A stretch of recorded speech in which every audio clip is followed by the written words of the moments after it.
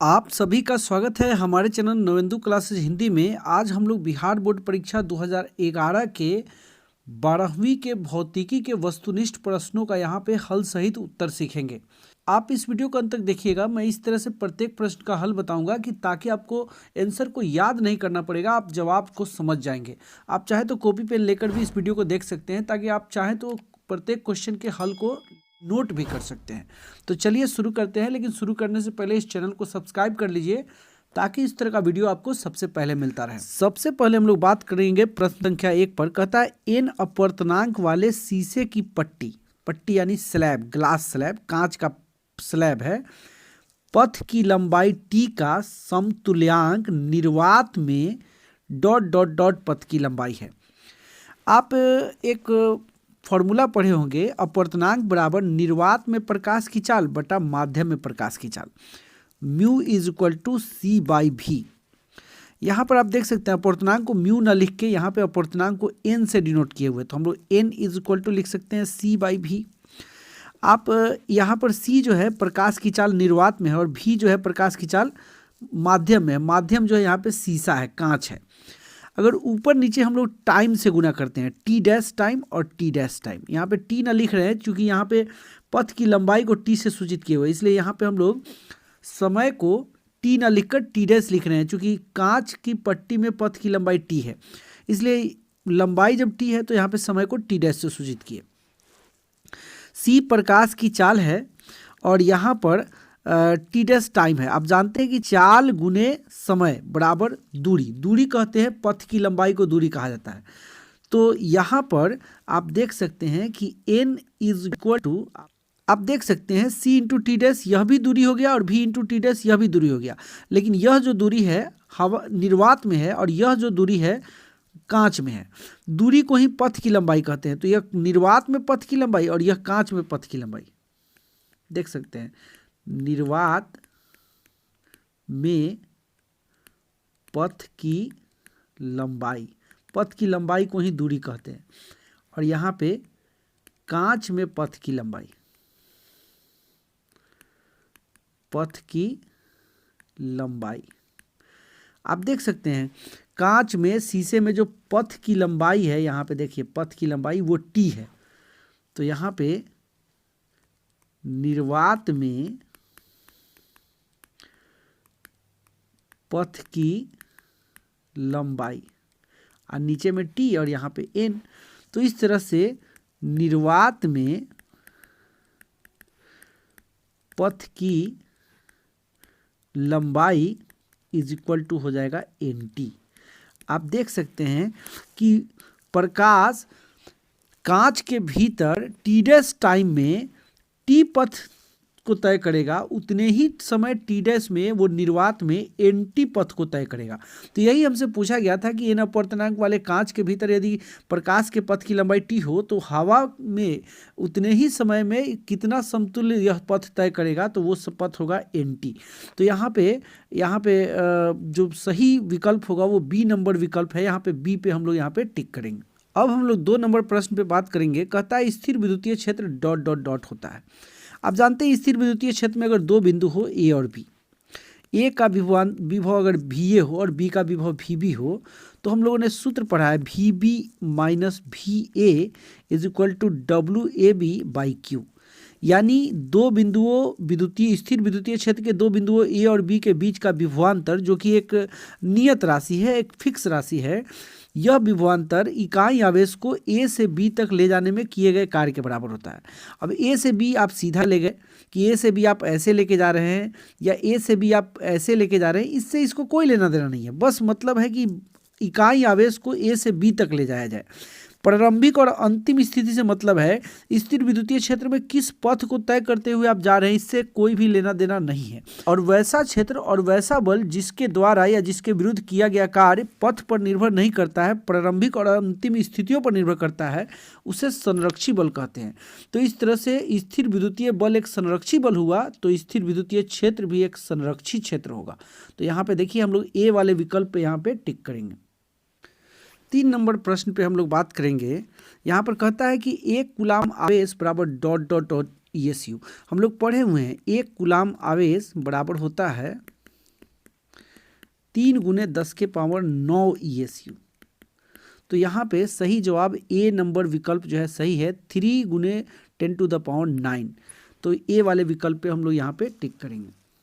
अब हम लोग 4 नंबर प्रश्न पे बात करेंगे। कहता है इलेक्ट्रॉन का विशिष्ट आवेश होता है। विशिष्ट आवेश का मतलब होता है किसी भी कण का विशिष्ट आवेश, यहाँ पे आप देख सकते हैं, किसी भी कण का विशिष्ट आवेश का मतलब है कि उस कण के आवेश और द्रव्यमान के अनुपात को ही विशिष्ट आवेश कहा जाता है।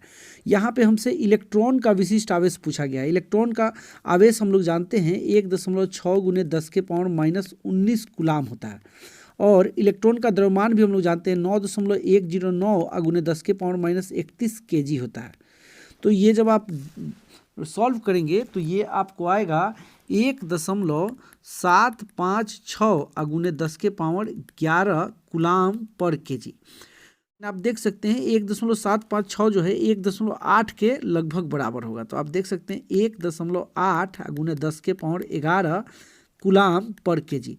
हमसे पूछा गया था इलेक्ट्रॉन का विशिष्ट आवेश कितना होता है। तो इलेक्ट्रॉन का आवेश तो 1.6 गुने 10 के पावर -19 कूलाम होता है, लेकिन विशिष्ट आवेश इसका इलेक्ट्रॉन का 1.8 गुने 10 के पावर 11 कूलाम पर केजी होता है। विशिष्ट आवेश का मतलब कि इलेक्ट्रॉन के आवेश और द्रव्यमान का अनुपात। तो सही विकल्प जो है ए वाला विकल्प सही है। हम लोग ए वाले विकल्प पे यहाँ पे टिक करेंगे। अब हम लोग 5 नंबर प्रश्न पे बात करेंगे। कहता है दिए गए चित्र में एक्स प्लेट पर आवेश है। आप देख सकते हैं कि यहाँ पे संधारित्र है जिसमें वाई प्लेट है और एक्स प्लेट है। वाई प्लेट का विभव जो है उच्च है और एक्स प्लेट का विभव निम्न है। यहाँ 10 ही वोल्ट है और यहाँ वाई के लिए विभव जो है 20 वोल्ट है। यानी वाई पर का आवेश धनात्मक होगा और एक्स पर का आवेश ऋणात्मक होगा। तो सबसे पहले हम लोग यहाँ पे विभवांतर निकालेंगे। आप विभवांतर देख सकते हैं, विभवांतर बराबर हो जाएगा 20 वोल्ट माइनस 10 वोल्ट बराबर 10 वोल्ट। उसके बाद इस दिए गए संधारित्र की धारिता आप देख सकते हैं 2 माइक्रोफैराड है। हम लोग सूत्र पढ़े हुए हैं कि C बराबर सूत्र होता है Q/V। हमसे यहाँ पे आवेश पूछा गया था। Q बराबर सूत्र हो जाएगा CV। C के जगह पे हम लोग लिखेंगे 2 माइक्रोफैराड, V के जगह पे लिखेंगे 10 वोल्ट, तो ये हो जाएगा 20 माइक्रो कूलाम। चूँकि यहाँ पे यह माइक्रोफैराड है, इसलिए यहाँ पे आवेश के साथ भी माइक्रो लग जाएगा, माइक्रो प्रीफिक्स। तो इस तरह से इस संधारित्र पर आवेश जो होगा 20 माइक्रो कूलाम होगा। लेकिन यह जो आवेश होगा 20 माइक्रो कूलाम, यह इसके वाई वाले प्लेट पे होगा 20 माइक्रो कूलाम। लेकिन हमसे पूछा गया है कि एक्स वाले प्लेट पे, तो एक्स वाले प्लेट पे इतना ही परिमाण का ऋण आवेश होगा। यहाँ पे आप देख सकते हैं यह जो आवेश होगा यह वाई वाले प्लेट पे होगा और यह जो होगा एक्स वाले प्लेट पे। हमसे पूछा गया है कि एक्स वाले प्लेट पे कितना आवेश होगा। तो वाई वाले प्लेट पे 20 माइक्रो कूलाम, एक्स वाले पे -20 माइक्रो कूलाम। तो आप देख सकते हैं कि सही जवाब जो है यहाँ पे बी नंबर विकल्प जो है सही है। एक्स वाले प्लेट पे चूंकि एक्स का विभव जो है निम्न है इसलिए इस पर ऋण आवेश होगा, और वाई का विभव जो है उच्च है इसलिए इस पर धन आवेश होगा। तो एक्स वाले प्लेट पे जो आवेश होगा वो -20 माइक्रो कूलाम होगा। तो हम लोग बी वाले विकल्प पे यहाँ पे टिक लगाएंगे। अब हम लोग 6 नंबर प्रश्न पे बात करेंगे। कहता है स्वस्थ मनुष्य के शरीर का विद्युत प्रतिरोध होता है।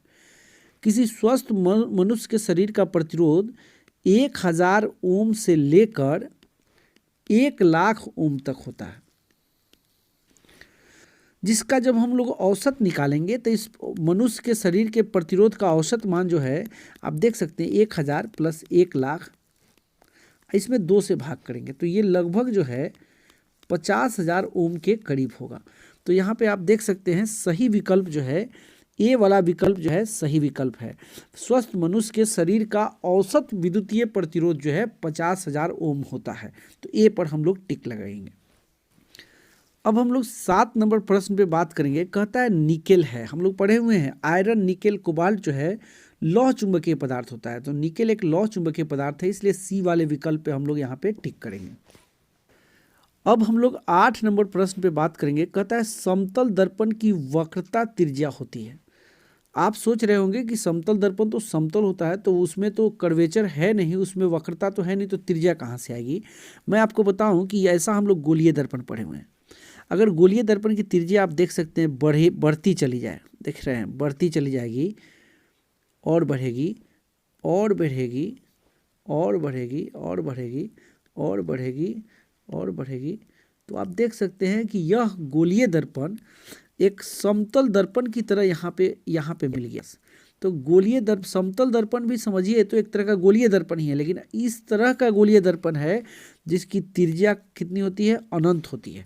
जब किसी गोलीय दर्पण की त्रिज्या बहुत अधिक हो, बहुत अधिक हो, बहुत अधिक हो, यानी कोई भी वास्तविक संख्या जो आप सोच सकते हैं उससे भी बड़ी हो, तो उसका जो परावर्तक सतह होगा वो एक समतल दर्पण की तरह व्यवहार करेगा। तो इस तरह से समतल दर्पण को अगर गोलीय दर्पण के टुकड़ा के रूप में अगर हम विचार करें तो उस गोलीय दर्पण के वक्रता त्रिज्या कितनी होगी, अनंत होगी। तो इसका सही विकल्प जो है ए होगा, ए पर हम यहाँ पे टिक करेंगे। 9 नंबर प्रश्न पे बात करेंगे, कहता है लेंस की क्षमता का एसआई मात्रक। ये आप 10th क्लास में ही पढ़े हुए हैं, लेंस की क्षमता का एसआई मात्रक डायोप्टर होता है। तो सही विकल्प बी होगा, हम लोग बी वाले विकल्प पे यहाँ पे टिक करेंगे। अब हम लोग 10 नंबर प्रश्न पे बात करेंगे, कहता है एनपीएन ट्रांजिस्टर में उत्सर्जक धारा आई, बेस करंट आधार धारा IB और संग्राहक धारा कलेक्टर करंट IC में संबंध है। हम लोग पढ़े हुए हैं कि चाहे ट्रांजिस्टर एनपीएन हो या पीएनपी हो, IE यानी emitter current is equal to base current plus collector current, ये हम लोग फार्मूला पढ़े हुए हैं। अगर इस फार्मूला से हम चाहें तो अगर IB के लिए फार्मूला लिखें तो IB इज इक्वल टू हो जाएगा IE माइनस IC। अगर इस फार्मूला से हम लोग IC के लिए फार्मूला लिखें तो IC इज इक्वल टू हो जाएगा IE माइनस IB। तो इनमें से तीनों में से जो मेन फार्मूला है उसी से दो फार्मूला हम लोग बनाए हैं, इस तीनों में से कोई भी फार्मूला मिलेगा वो सही होगा। तो पहला ऑप्शन है IC is equal to is equal to IB, ये नहीं होगा। दूसरा है IB is equal to IE minus IC, आप देख सकते हैं IB is equal to IE minus IC, यही है सही ऑप्शन, यानी बी वाला ऑप्शन जो है सही ऑप्शन होगा। तो हम लोग यहाँ पे बी पे टिक करेंगे। तो आज के वीडियो में इतना ही। वीडियो अच्छा लगा है तो लाइक शेयर कमेंट जरूर कीजिए। फिर मिलेंगे अगले वीडियो में किसी नई जानकारी के साथ। पहली बार चैनल पे हैं तो चैनल को सब्सक्राइब करना बिल्कुल नहीं भूलें।